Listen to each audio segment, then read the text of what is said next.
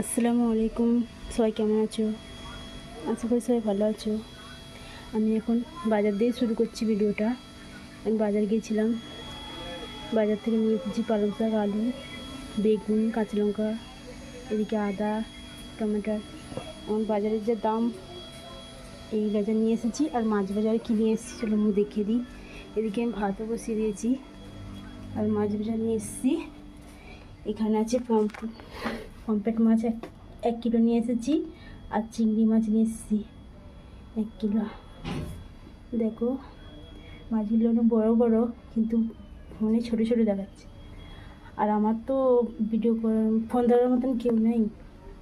আমি নিজেই এক হাতে ফোন ধরি, এক হাতে কাজ করি, সে তার জন্য একটু খারাপ হয়, অ্যাডজাস্ট করে নেবে।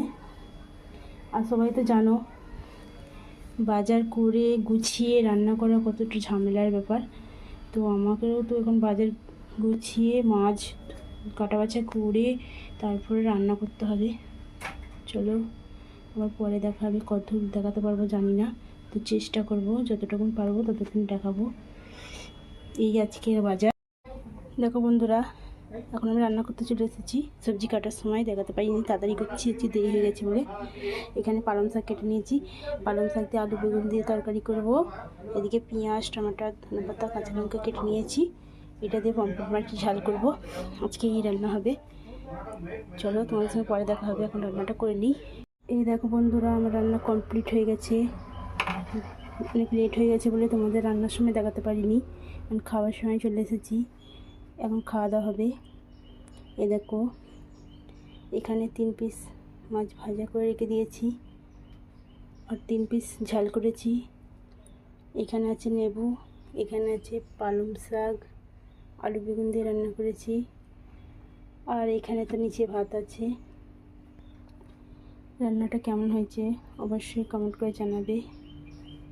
আর আমার খাওয়া দাওয়ার পরে কিছু না কিছু খেতেই হবে, তার জন্য লেবু কেটে নিয়েছি। আমার মতন কারা কারা এরকম করো অবশ্যই জানাবে। আর আমার ভিডিও তোমাদের কেমন লাগে, যদি ভালো লাগে লাইক কমেন্ট শেয়ার, চ্যানেলটা অবশ্যই সাবস্ক্রাইব করবে।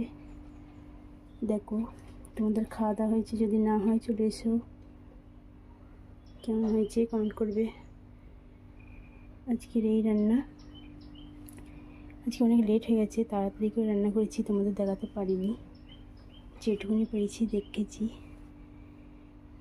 ভিডিওটা দেখবে, ভালো লাগবে।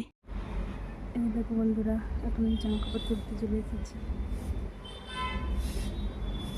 জামা কাপড় তুলতে এসেছি, রোদ্দুর আছে এবং একটু কমে গেছে, শুকিয়ে গেছে, তাই তুলে নিচ্ছি।